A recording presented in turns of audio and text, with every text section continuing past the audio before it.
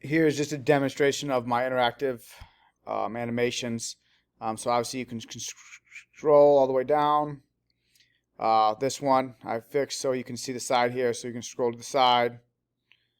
Um, push these buttons in and out.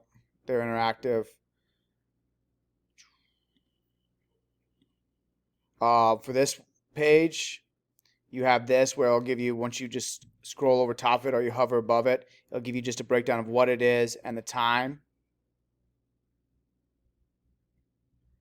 When you go to browse your workouts, you can do filters. So when you do a filter, it'll switch up to the filter setting. You click whatever you want and you can browse. You can apply filter, or if you don't want that, you hit the wrong button, you can just drag it back down and it'll go back to the normal one. So you can just choose a regular filter, but otherwise you can do that. Click what you want, apply filters, and it'll go to your results. And from your results, same thing. You can hover over it to see what it has. If you like one, you can click the button here, and what it'll do is it will save it to your account.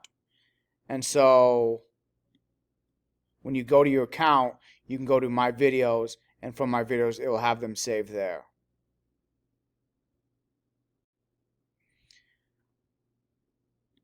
Another one is the menu button.